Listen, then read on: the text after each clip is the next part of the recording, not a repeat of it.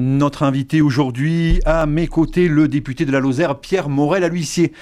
Monsieur Morel, bonjour. Bonjour. Merci d'avoir accepté notre invitation. Vous êtes dans ce studio pour évoquer bien sûr l'actualité brûlante. Nous allons parler du Covid et de la situation de la Lozère, mais nous aborderons également les élections départementales, régionales, les présidentielles et puis également des questions sur la loi climat. Et pour parler de tout cela, à mes côtés également Claude Donadieu. Bonjour. Merci Monsieur Donadieu d'être avec nous. Pierre Morel à l'huissier, je vous l'ai dit, la Lozère est en situation de vigilance renforcée. Il faut savoir qu'il y a 8 villes en Lozère. Le masque est obligatoire même à l'extérieur. C'est l'une des 3 décisions que vient de prendre la préfète. Qu'est-ce que vous inspire cette situation ? D'une part, la préfète m'a tenu informé. J'étais au courant de l'évolution de ce virus et nous avons échangé très largement sur les difficultés. Et plutôt que d'attendre des décisions nationales, comme les préfets ont maintenant la possibilité d'adapter des mesures, il a été conçu qu'elle posait un certain nombre de règles complémentaires parce qu'il y a une recrudescence du virus un peu partout. Et pour éviter des clusters et pour éviter que toute la population soit impactée, elle a pris des mesures qui me semblent appropriées, malheureusement aujourd'hui. Et je peux vous en parler puisque j'ai été reçu à l'Élysée la semaine dernière. La lisibilité sur le virus, sur le vaccin, sur la vaccination et sur les variants est pratiquement nulle. Et donc aujourd'hui c'est quand même très inquiétant. Objectivement, la situation virologique est quand même très inquiétante. La vaccination en Lozère, c'est trop lent comme partout ailleurs ? Il y a un problème de dose, il y a un problème de délai de fabrication. Il faut quand même se rendre compte qu'on est dans une industrie pharmaceutique qui crée des produits tous les jours.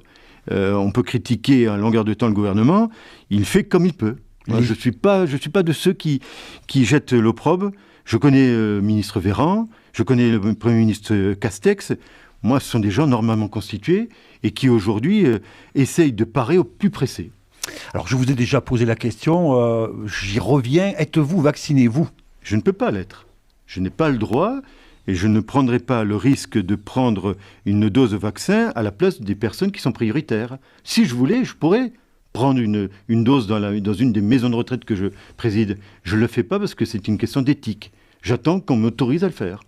D'autres personnes se sont bien fait de vacciner. Le maire de Mende, par exemple. Oui, c'est ridicule, inacceptable, comportement ahurissant de la part d'un élu qui ensuite s'excuse qu'il a trouvé une dose qui traînait au coin d'une table, alors qu'il avait toute la presse devant lui, qui s'est déshabillé, on voit son poitrail, il prend la photo, il a une vidéo qui se moque de lui, mais tant mieux qu'on se moque de lui. Autre thème important, vous le savez, l'occupation de l'hôtel des Cévennes. Et là, nous sommes à Saint-Julien-les-Poings. Vous le savez, il y a eu un référé dernièrement avec 2 personnes donc, qui ont été traduites devant la justice, puisque un huissier a pu reconnaître 2 personnes seulement sur la trentaine qui est présente dans cet hôtel. Qu'est-ce que vous pensez tout d'abord de cette occupation illégale ? Je suis à la fois citoyen, je suis député et je suis juriste, je suis avocat. La situation qui se présente à nous est inacceptable. La première observation, je regrette que l'État n'ait pas les moyens ou n'utilise pas les moyens qui sont à sa disposition.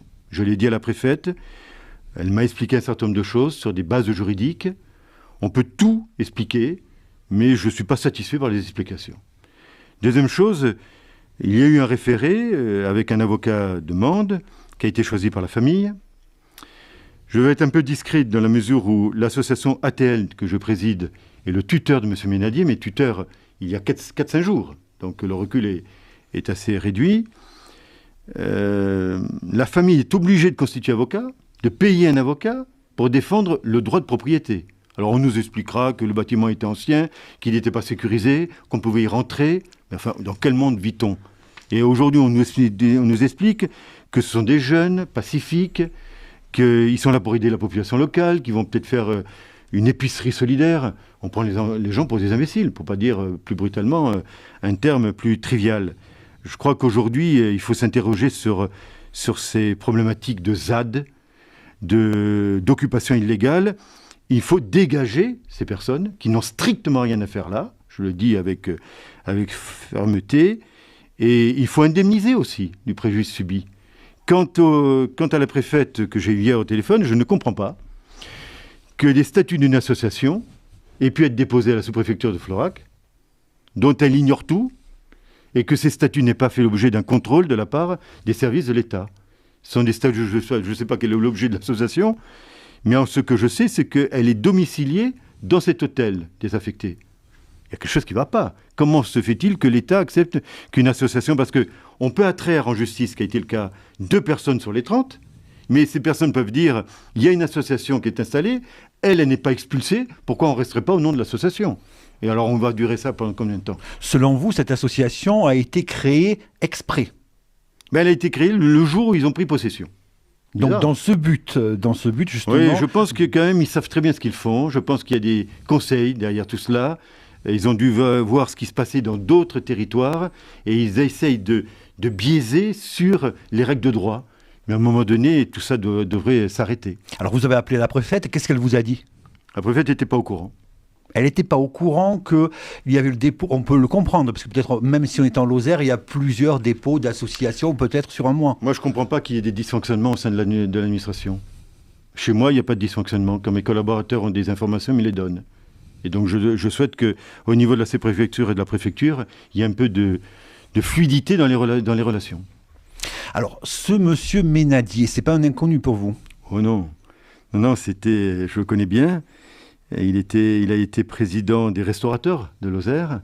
C'est quelqu'un que j'ai rencontré à plusieurs reprises dans des réunions publiques quand j'allais dans des campagnes. Quelqu'un que j'apprécie et qui m'apprécie. J'ai beaucoup de sentiments pour cet homme. Je connais bien les lieux, puisque je circule beaucoup. J'aime bien ce secteur du Collet de Dèze, en Lozère. Et je sais qu'il est maintenant, il était hospitalisé dans le Tarn. Il a fait l'objet d'une mesure de tutelle. Il était maintenant dans un centre en Lozère. J'irai lui rendre visite, d'abord par respect, et puis aussi par affection pour cet homme. Alors vous comprenez qu'il pleure? Vous vous rendez compte, cet homme, il est né en 1934. Il est en difficulté, il a des problèmes de santé. Ça lui tombe dessus, il faut qu'il paye un avocat. Il n'a rien demandé. Il a déjà reçu la facture de cet avocat? Il y a une facture qui court. Il n'a rien demandé, ce pauvre homme. Vous vous rendez compte ce qui lui tombe sur la tête? Et on lui dit, votre bâtiment n'était pas sécurisé, n'était pas peut-être fermé. Vous ne payez pas d'assurance? Non, mais enfin, il est chez lui. Oui, mais il faut bien qu'on paye une assurance. Mais je ne sais pas, je ne veux pas rentrer dans le fond du dossier, ce d'autant que je suis concerné en tant que tuteur de l'association que je préside et le tuteur de ce monsieur. Mais enfin, ce n'est pas à lui qu'il faut faire le procès. C'est bien ceux qui rentrent chez autrui sans autorisation. Que je sache, il n'a pas donné son autorisation. C'est un vieux monsieur. Imaginez qu'il décède dans quelques jours. Vous vous rendez compte la responsabilité de ces jeunes qui disent qu'ils aident la population locale et qui sont en train peut-être de mettre quelqu'un en difficulté psychologique? C'est scandaleux. Et qu'on ne trouve pas une solution juridique au niveau de la préfecture, au niveau des services de l'État, il y a quelque chose qui ne va pas dans ce pays. Il y a beaucoup de choses qui ne vont pas dans ce pays. Mais enfin là, il y a quelque chose qui ne va pas. Et cela mobilise des gendarmes nuit et jour? Oui, puis alors qu'ils ne veulent pas intervenir. Qui disent, comprenez, l'ordre public, il ne faut pas surréagir. Et on est en faction, on ne bouge pas, on brûle un drapeau français. On ne dit rien, cela. Enfin, un peu. Non, voilà. Il y a un moment donné, les personnes concernées peuvent être écœurées, un maire peut être interpellé de ça, les citoyens et les parlementaires, attention, ça abîme le bien vivre ensemble. Est-ce qu'il y a un aspect politique derrière? Je ne crois pas, je ne pense pas. Je pense pas. Ce n'est pas ressorti de ce que j'ai pu entendre. Il n'y a pas d'extrême gauche? Oui, on peut toujours accuser des factions, des mouvements extrémistes. Ça n'a pas un intérêt majeur dans le dossier. Je pense que là, on est dans l'application d'une autorisation. Il faut obtenir une autorisation judiciaire d'évacuation et j'espère que le juge saisi pourra donner une satisfaction à la famille Ménadier. Rapidement, Pierre Morel-L'Huissier, autre occupation, le théâtre municipal à Mende. Là, il semble que la population accorde sa sympathie plutôt aux occupants, puisqu'on apporte des plats aux occupants. Oui, enfin, je ne connais pas bien le dossier. Là, je connais moins bien le dossier de Mende que celui de Saint-Julien. Le maire de Mende avait demandé l'évacuation au début. Hein. Oui, mais il semblerait que ce soit des intermittents du spectacle, des personnes qui vivent dans le milieu culturel. Il y a peut-être derrière cela un cri, une alerte. J'aurais tendance à considérer qu'ils sont là dans une volonté non pas de prendre possession du bâtiment, mais plutôt d'alerter sur leur situation difficile aujourd'hui dans la crise sanitaire. J'aurais un peu plus de mansuétude. Un autre sujet important d'actualité, la bataille qui fait rage autour de la nomination d'un second chef des pompiers. Francis Courtès vous accuse de jouer au pyromane des dépenses publiques, puisque vous demandez ce second poste et cela va coûter cher. Mais tel que c'est présenté, tout est faux. Monsieur Courtès est le président, par délégation de Mme Pantel, du CASDIS, du Conseil d'administration du SDIS. Tous les SDIS en France sont dirigés par un directeur et un directeur adjoint.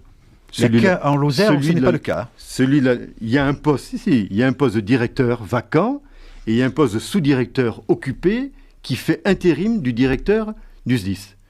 C'est une situation illégale. Monsieur Courtès, contrairement à ce qu'il dit, m'en a parlé X fois. Je connais ce dossier depuis 3-4 ans. Le poste de directeur était d'ailleurs occupé par quelqu'un qui était en congé de maladie. Donc il y avait aussi un petit blocage à un moment donné. Mais maintenant, ce n'est plus le cas. Que dit Monsieur Courtès, contrairement à ce qu'il dit, m'a sollicité. Donc je ne suis pas un pyromane. Donc il m'a demandé. Il vous a appelé. Et vous l'avez rencontré. Je l'ai rencontré. Bon, il m'en a parlé dans un congrès des pompiers et à plusieurs reprises, sachant mon implication dans le monde de la sécurité civile et des pompiers, il m'a dit, est-ce qu'on ne pourrait pas obtenir une dérogation ? Bonne pomme, je demande une dérogation.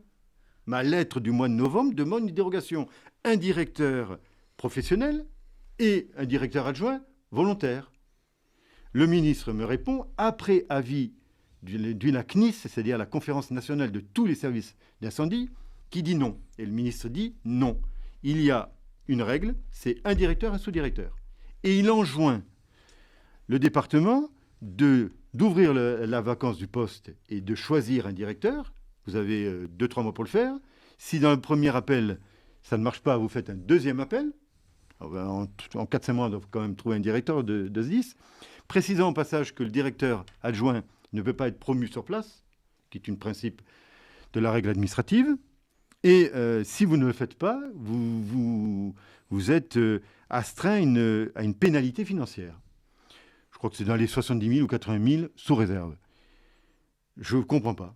Je ne comprends pas qu'on fasse une polémique pour 80 000 euros. On a augmenté, ils ont augmenté de 16% les impôts du département il y a 2 ans. Il y a un peu d'argent, il y a 150 millions d'euros. On ne peut pas trouver 80 000 euros pour les pompiers de Lozère. Il y a 720 ou 730 volontaires qui ne coûtent pas cher. Il doit y avoir 19 professionnels. Et on ne peut pas trouver au SDIS de Lozère, dans le budget du département, 80 000 euros.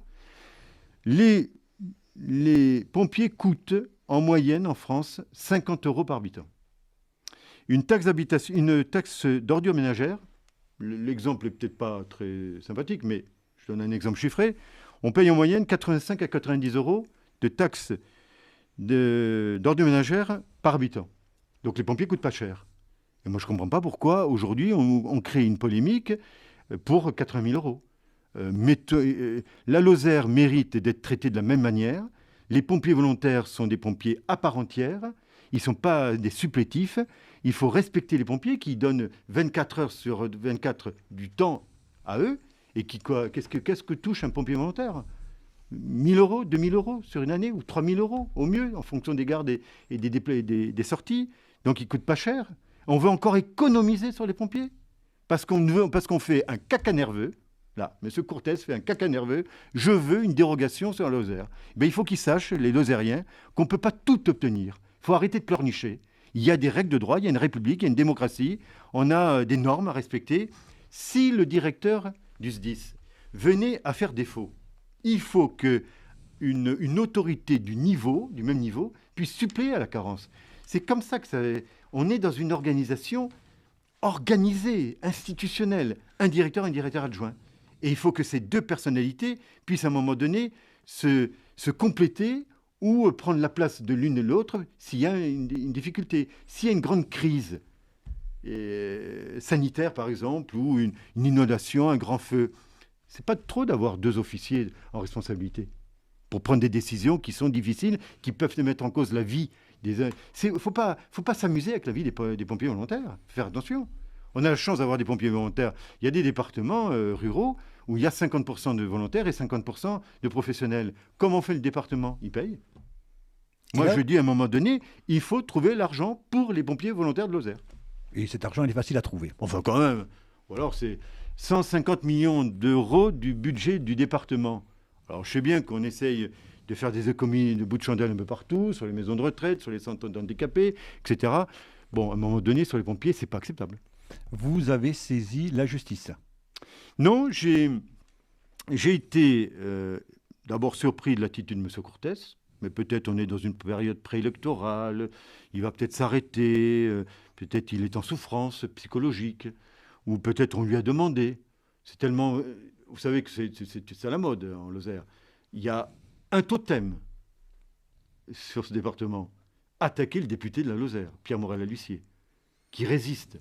Malgré tout ce qu'on peut faire contre lui, malgré tout ce qu'on peut dire, il résiste, ce type-là. C'est quand même un peu extraordinaire. Et il tient. Et il est considéré comme un parlementaire plutôt efficace, en tout cas, qui préempte tous les sujets. Donc il a peut-être été en mission. Donc il a dit des choses qui sont fausses, et il y a eu des réactions écrites qu'ils allaient résister à ce que le ministre de l'Intérieur a pu dire. Donc j'ai envoyé les articles au ministre pour qu'il appréhende la situation. J'ai saisi l'inspection générale de la sécurité civile parce qu'il me semble qu'il y a un problème, peut-être un problème d'organisation qui pourrait avoir une qualification administrative et judiciaire, la mise en danger de la vie d'autrui. Et puis, les chambres régionales des comptes sont là pour vérifier ce qui se passe dans un établissement public. Le SDIS est un établissement public. Donc, je fais mon job. Je suis parlementaire, je fais des lois, je contrôle l'action du gouvernement. Partout où je suis, j'ai la possibilité de dire et de diffuser ce qu'on me dit, ce qui en écrit. Et puis, les autorités d'État feront leur travail. Les élections départementales et régionales, tout d'abord, je voudrais que vous ayez une réaction sur le conseil régional à Toulouse qui a été envahi notamment par un groupe que l'on dit d'extrême droite. Oui, je ne me prononcerai pas sur l'orientation du groupe, je ne sais pas. Ce que je regrette, c'est... En principe, vous savez, j'ai été directeur de cabinet d'une région. Ça s'est déjà produit lorsque vous étiez avec Jacques Blanc à la région... Languedoc-Roussillon, à Montpellier, au palais régional. Après, il doit y avoir quand même un système de sécurité. Je crois qu'il doit y avoir plutôt bien fonctionné à un moment donné. Ils sont rentrés, mais ils ont été ensuite bloqués. C'est des comportements inacceptables. Quelle que soit l'origine, quelle que soit l'option politique de ceux qui interviennent, on est dans une collectivité de plein exercice, avec une assemblée légitimement élue. On n'a pas à intervenir. C'est comme si on intervenait dans l'Assemblée nationale et qu'on crie n'importe quoi dans l'hémicycle de l'Assemblée. Tout comportement qui sort des sentiers battus et qui ne respecte pas la législation, la réglementation est condamnable. Les élections le 13 et le 20 juin pour... Peut-être. Rapidement, vous êtes favorable à ce qu'elles aient lieu, puisqu'on a vu les personnalités de droite qui demandaient, même en période de Covid, qu'elles aient vraiment lieu et qu'elles ne soient pas reportées en septembre. On a eu un débat parlementaire. La loi qui a été votée, qui allonge le délai et qui a trouvé les autres dates, la 13 et 20 juin, prévoit une clause de revoyure sur le mois d'avril. Donc la loi est votée pour les 13 et 20 juin, mais il y a quand même la possibilité de revenir sur ce dispositif. Et donc on verra, je pense, tout début avril, les orientations qui sont données en fonction de la crise sanitaire. Ce n'est pas très heureux de faire des élections dans des périodes où on ne peut pas exprimer, on ne peut pas aller chez les gens, on ne peut pas faire une campagne comme on a l'habitude de faire.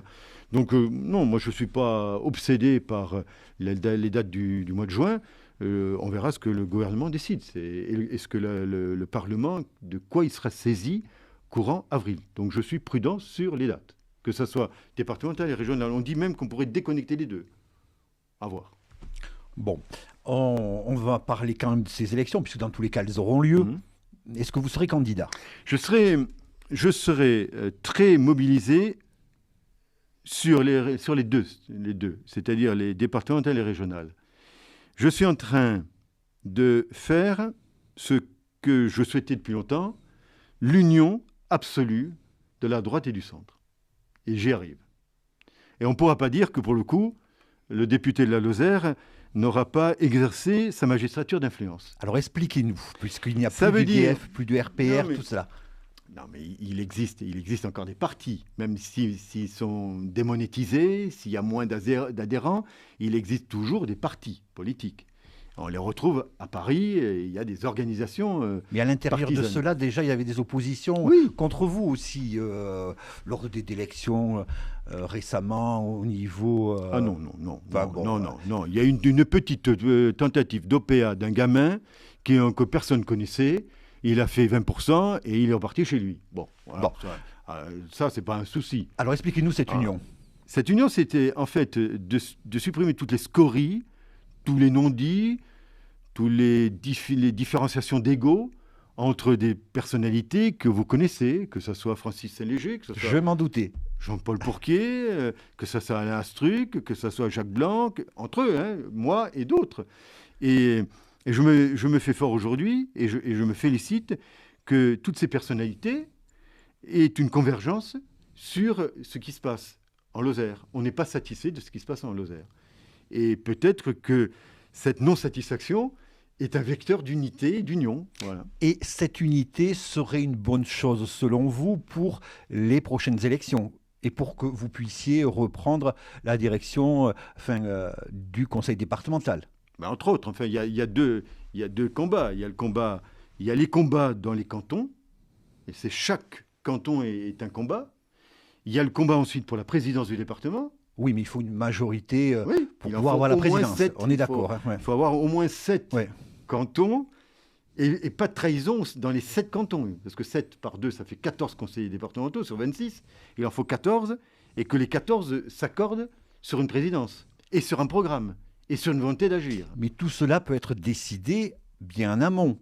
Oui, c'est ce que je suis en train de faire. Voilà, c'est ce que vous êtes en train de faire. Et c'est pour ça que je vous dis, je suis totalement à la manœuvre, canton par canton, en liaison avec mes collègues, et le moment donné, je me déciderai si je vais sur un canton. Alors, est-ce que les cantons, les personnes qui se présenteraient sur la totalité des cantons auraient, une étiquette Pierre Morel à l'huissier, ou une même étiquette pour que les lecteurs sachent que s'ils votent pour eux, ensuite le président du conseil départemental sera de cette obédience? Oui, en quelque sorte, il y aura une coalition de personnes de droite, du centre, DVD, indépendants, sans étiquette, sous une conception de Pierre Morel-Lucier et autres, pour essayer de trouver un consensus sur une personnalité qui donnerait un peu d'espoir dans ce département, parce qu'aujourd'hui, on vit mal dans ce département. On va y revenir. Bon, on apprend beaucoup de choses finalement. Pourquoi vous ne retournez pas à Chirac pour vous présenter comme candidat? Je n'ai pas dit que je ne me présenterai pas. Ah, c'est possible alors. Je n'ai rien dit à ce niveau-là. Deux petites choses là-dessus. J'ai laissé le canton dans lequel j'étais élu à 80% à mon collègue Astruc, Alain Astruc. Tout à fait. Qu'est-ce qu'on aurait dit si j'avais ouvert un conflit politique sur Nazminal Fournel au Mont contre Astruc? On aurait dit, le député n'est pas sympa. Oui, mais vous saviez que M. Astruc a une bonne réputation, tout le monde l'aime sur ses cantons, donc il a fait un très fort score. Oui, sur le canton d'Aumont, mais ça adjoignait le canton de Fournel et le canton de Nazminal. Je ne préjuge pas du résultat que ça aurait pu donner, mais ça aurait été fratricide. Je ne vois pas pourquoi j'aurais abîmé l'étiquette ou l'image d'Alain Astruc. On m'a demandé d'aller chercher un canton pour arriver à une majorité. Je vous rappelle qu'on était ultra majoritaire à 25 cantons et que le traficotage des cantons, organisé par Alain Bertrand et le préfet Colmou, préfet du ministère de l'Intérieur, avec un ordinateur qui permettait de voir en fonction des additions, des adjonctions de telle ou telle commune, si le canton était bleu ou rouge, ou rose. Donc, vous voyez, c'était quand même un peu particulier. On est passé à 13 cantons.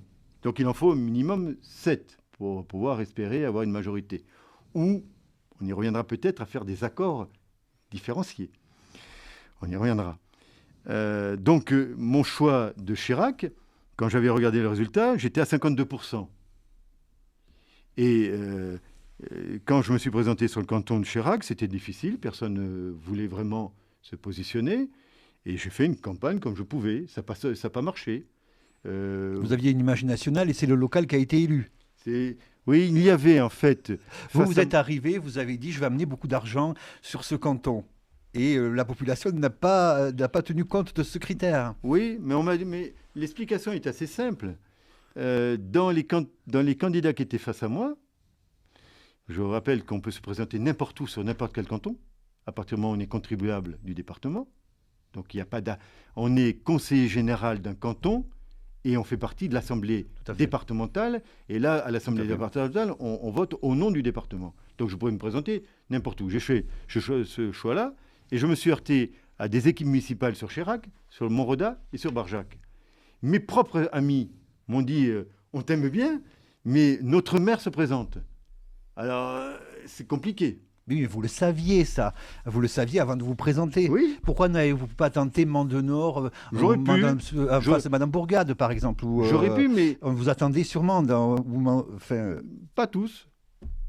Mme Brunel ne m'attendait pas sur Mende. Et là, donc, Madame Brunel était votre majorité.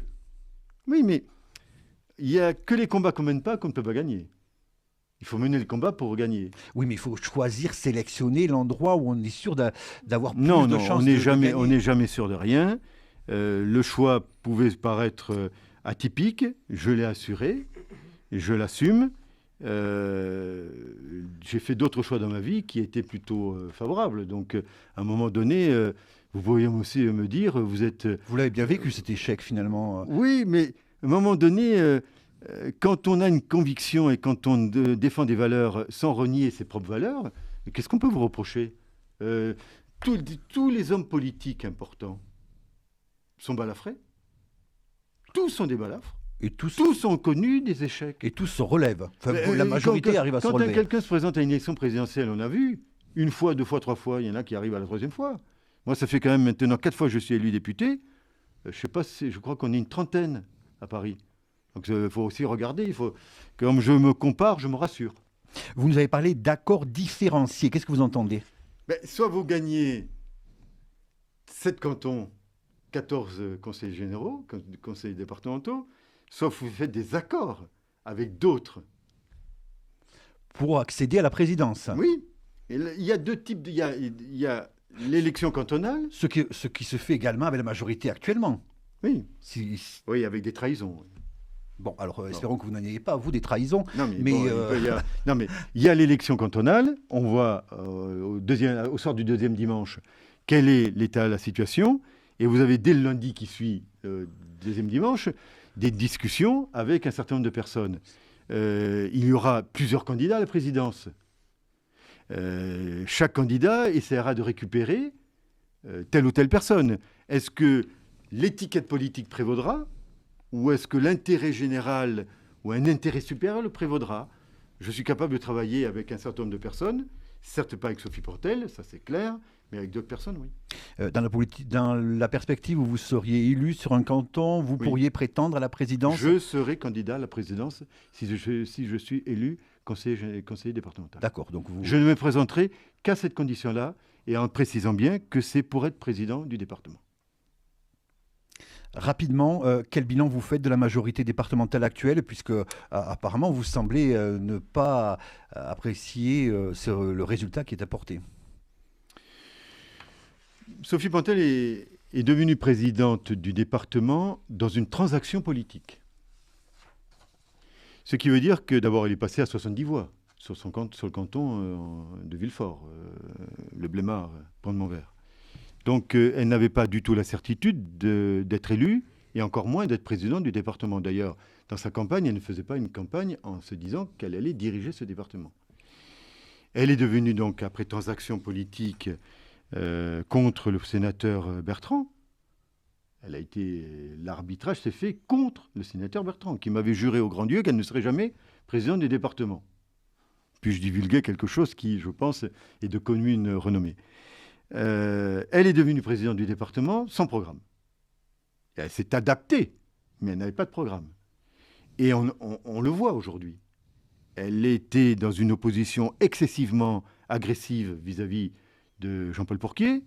Et on ne peut pas dire qu'aujourd'hui, on gagne des habitants, la Lozère va mieux, l'agriculture s'en sort parfaitement, le développement économique est exceptionnel. Quand on regarde sur les maisons de retraite, le taux directeur, elle assèche les maisons de retraite, 0,5% d'augmentation chaque année. Qu'est-ce qu'on fait avec ça? Elle a pendant 6 ans, mis 0% au centre pour personnes handicapées, et à tel point que les centres ont réagi. Elle regrette que le social pèse lourd dans le budget. C'est la première compétence du département. Ben, heureusement qu'elle assure le social. Après, tout n'est pas négatif. Les collèges, il y a des efforts sur les collèges. Vous voyez que je peux être gentil aussi. Hein. Elle fait des efforts sur les routes départementales, notamment chez elle. Bon.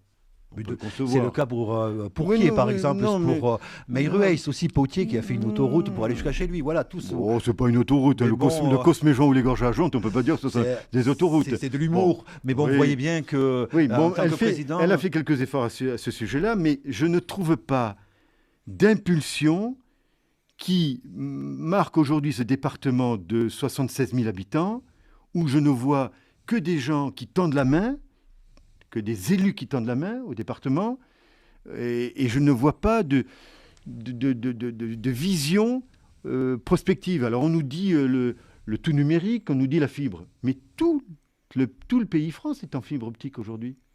Et puis nous, aujourd'hui, on a un taux de couverture de 31%, là où il y en a certains qui sont à 40 ou 45 ou 50%. Bon, on a choisi Orange, très bien, mais globalement, ce que je regrette, c'est qu'on nous dit j'ai 145 millions. On dit qu'il faudrait que l'État amène encore des crédits de dotation, etc. On tend toujours la main, on pleurniche en permanence, comme si la machine à sous pouvait fonctionner en longueur de temps au niveau national. Aide-toi, le ciel t'aidera. Je considère qu'un emprunt complémentaire en Lozère, pour booster l'investissement de ce département, un gros emprunt, qui mettrait un endettement un peu supplémentaire. On peut rembourser la dette aujourd'hui des départements sur 4 ans. Vous dites qu'il ne faut pas avoir peur de s'endetter. Hein. Mais tout le monde s'en fout de ça. Quelle est la ville la plus endettée de France? Saint-Trope, 11 000 € par habitant. Le maire me dit, mais quand j'investis sur des anneaux, notamment Saint-Trope, je gagne tant. Il faut regarder l'endettement et la richesse par habitant. Il a 11 000 € d'endettement, 45 000 € de richesse par habitant. Donc, quand on fait de l'investissement pourvoyeur de rentrée financière, mais allons-y. Sur Fournel, j'ai 2 000 € par habitant d'endettement qui est supérieur, mais je l'assume totalement. Je l'ai fait, j'ai créé 80 emplois, j'ai modifié totalement cette commune et ce canton. Heureusement que je l'ai fait. C'était au Moyen-Âge, il y a 20 ans.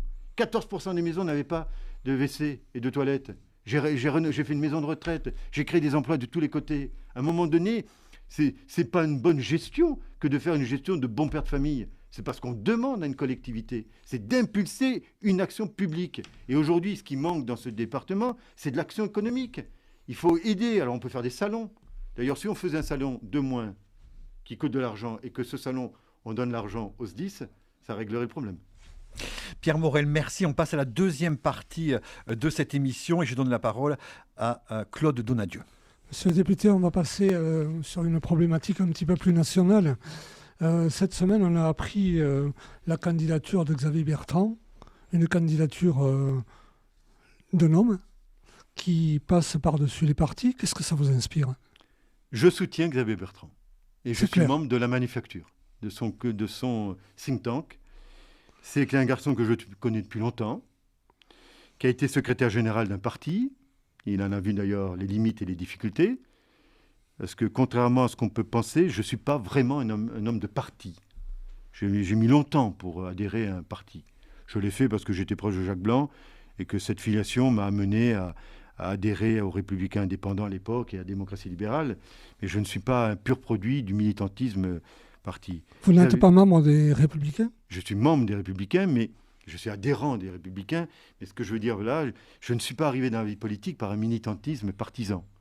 Ce qui explique que ma couleur idéologique, elle est traversée de valeurs de droite et de valeurs sociales, et peut-être des fois de quelques valeurs de gauche.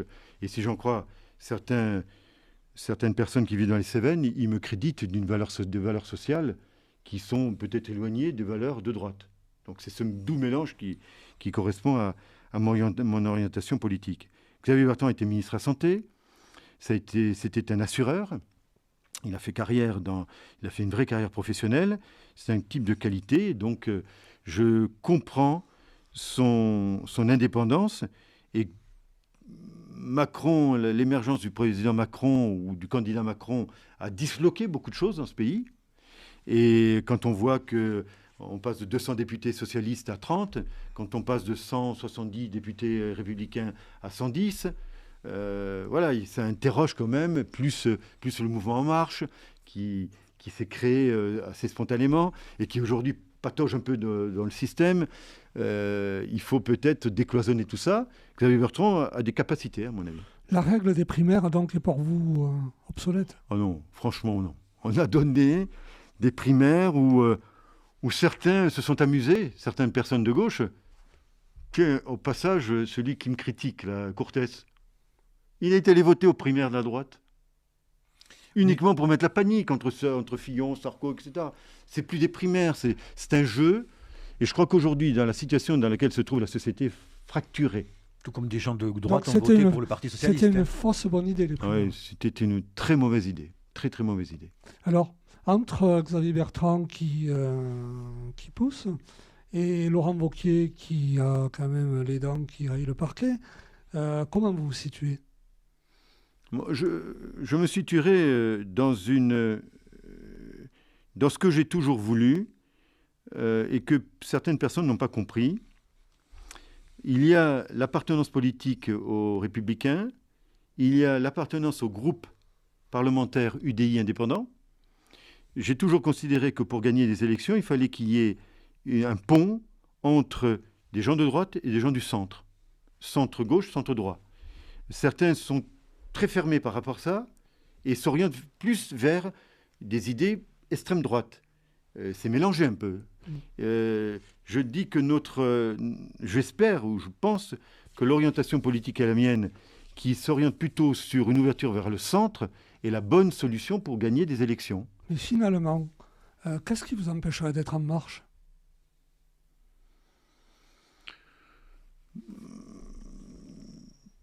J'ai pas de problématique majeure, ce d'autant que vous devez savoir que je discute avec des représentants En Marche ici en Lozère, que j'ai des relations cordiales avec un certain nombre de personnes que vous connaissez, qui sont En Marche et qui n'ont pas peur de se rallier à des options, qui m'ont même soutenu dans vos colonnes, dans des propos, en disant que j'étais un député efficace. Vous faites référence à M. Palombi. M. Palombi, M. Thierry Boucher. Le nouveau le délégué, En Marche, le délégué actuel. Je n'ai pas fait mystère d'ailleurs des relations sympathiques que j'ai su créer après avec M. Palombi, qui est venu X fois me rencontrer à l'Assemblée nationale pour me demander de déposer des amendements ou autres. Donc, je pense qu'on est dans un décloisonnement politique très... Donc c'est une histoire d'hommes. C'est une histoire d'hommes, d'options politiques, de programmes. Et je pense qu'on peut transcender beaucoup de choses à l'heure actuelle. Laurent Wauquiez est une personne de qualité, mais il a été patron des Républicains. Ça a été difficile. Ça laisse, comme Jean-François Copé, ça laisse des... Ils ont été clivants. Oui, ils ont été clivants. Ils ont peut-être voulu faire des équipes un peu trop fermées. Et ça n'a pas donné ce que ça devait donner.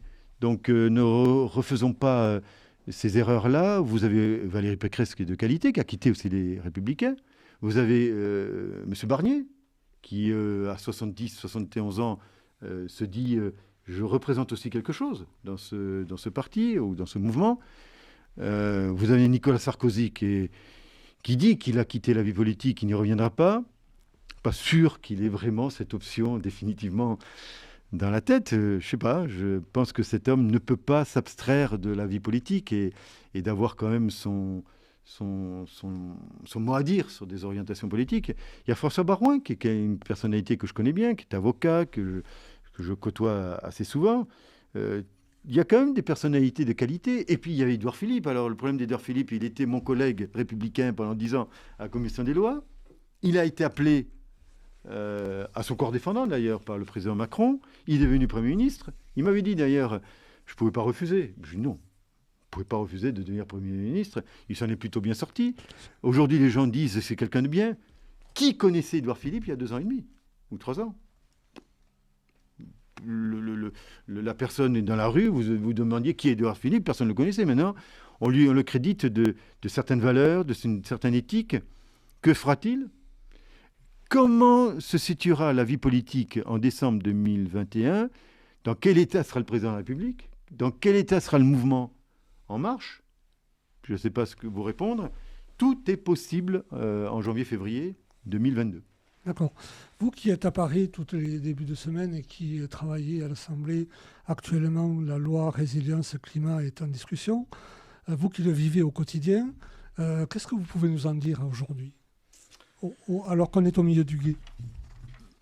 Le texte que le gouvernement a arrêté après la concertation des 150 citoyens, ne porte pas de jugement là-dessus. On peut fabriquer tout projet de loi de différentes manières, par des commissions ad hoc, par des experts, par des citoyens. Bon, 70 articles ou 69 articles. Et aujourd'hui, après passage à la commission spécialisée, une commission spéciale, on est à plus de 150 articles. On a eu 15 jours, 3 semaines pour faire ça. Et aujourd'hui, le texte a été finalisé le 10 février et l'Assemblée sollicitée mi-mars. Et le débat va s'étaler sur 3 semaines. Le Conseil d'État a dit que l'étude d'impact était insuffisante. Elle portait sur les 69 articles, pas sur les 150 qui sont aujourd'hui en discussion.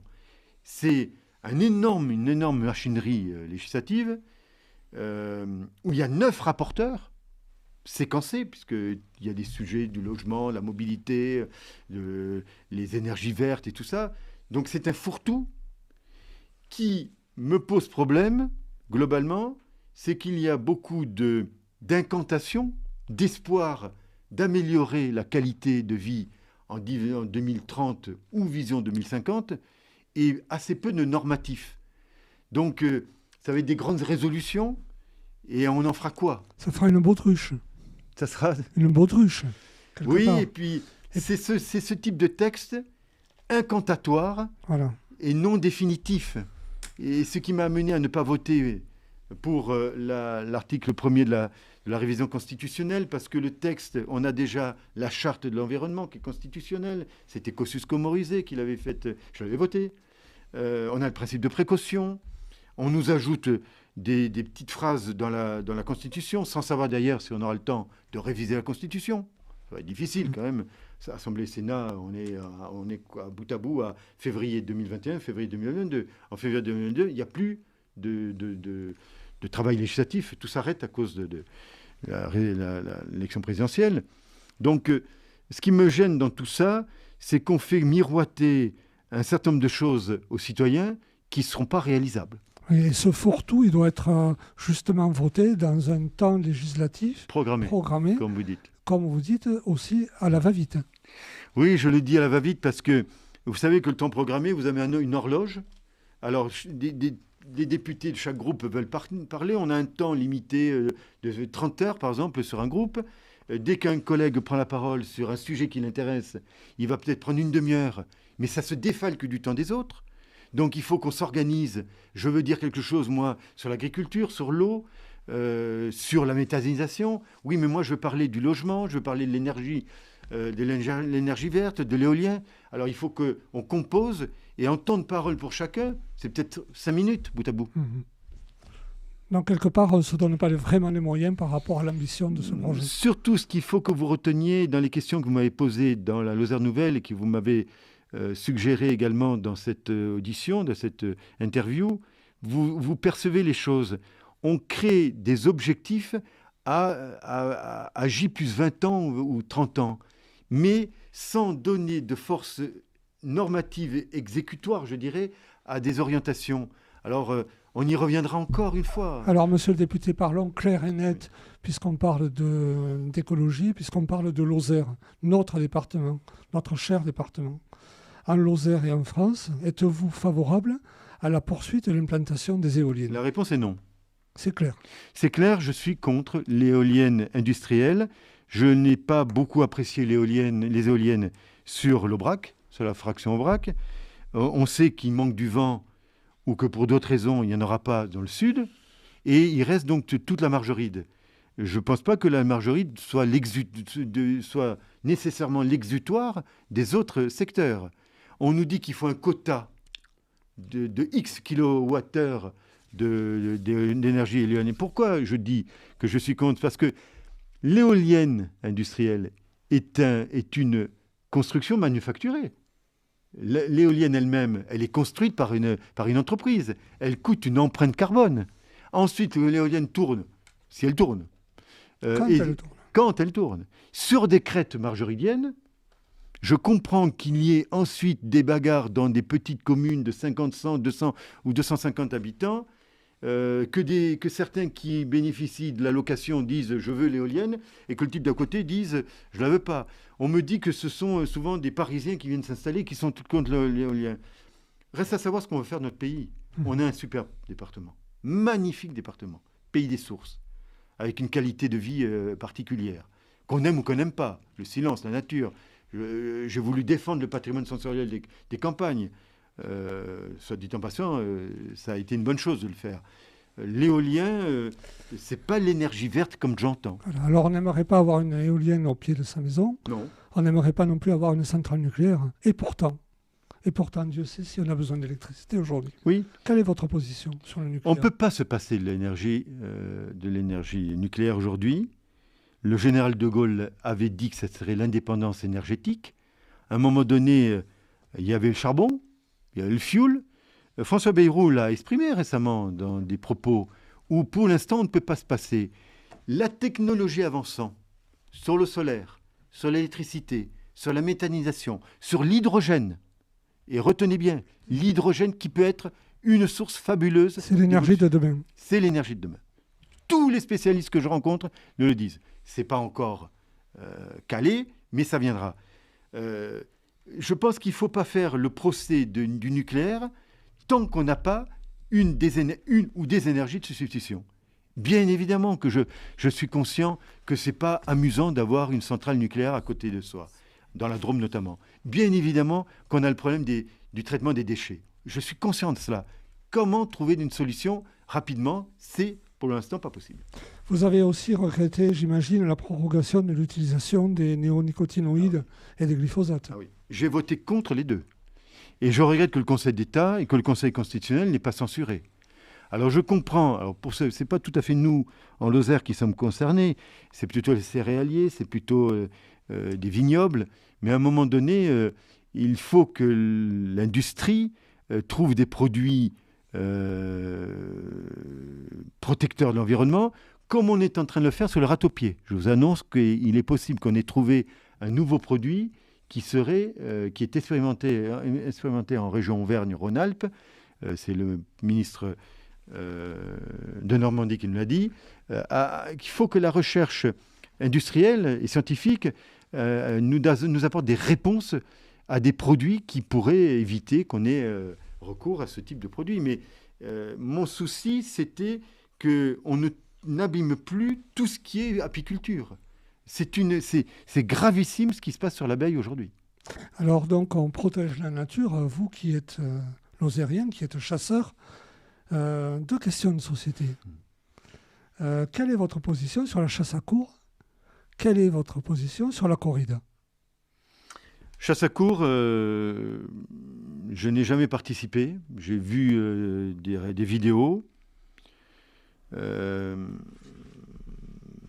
C'est pas la méthode de chasse qui me satisferait.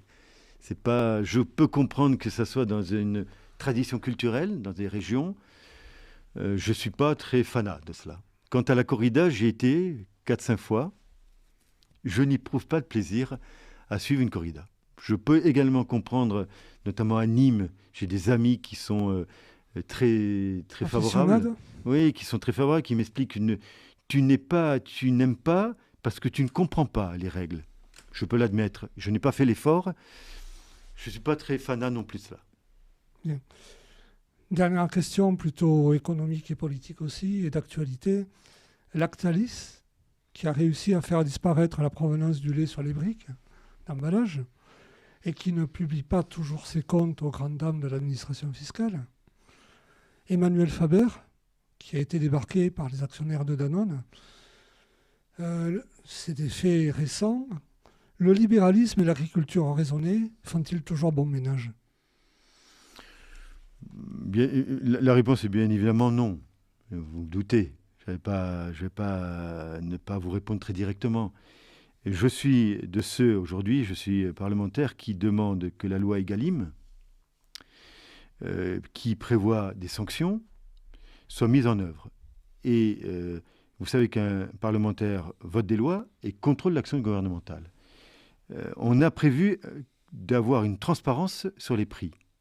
Cette transparence passe par un contrôle généralisé de toutes les entreprises et je ne conçois pas qu'un gouvernement ne puisse pas avoir les informations financières d'une entreprise, d'une association, de distributeurs et je ferai tout ce que je peux avec les services de contrôle du ministère de l'économie et des finances, avec la Cour des comptes, pour avoir les renseignements que cela ça fait pourtant des années que ça dure. Oui, mais à un moment donné, il faut que ça cesse.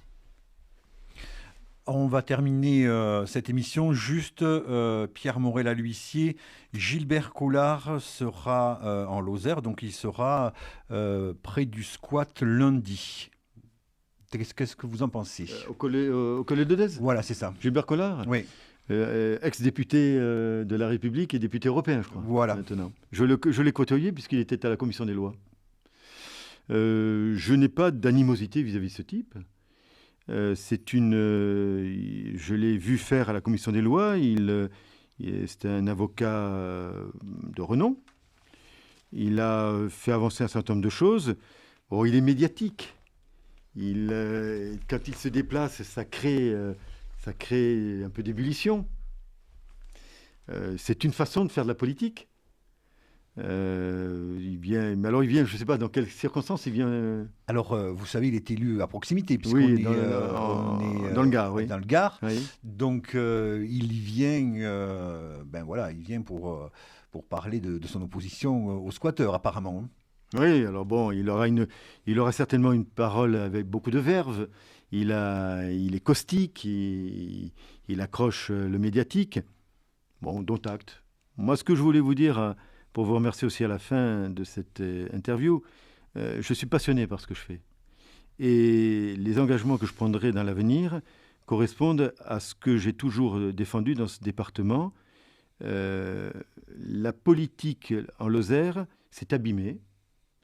Les relations politiques se sont abîmées, notamment depuis 2015. J'en ai été moi-même victime. Je regrette, je n'accuse personne.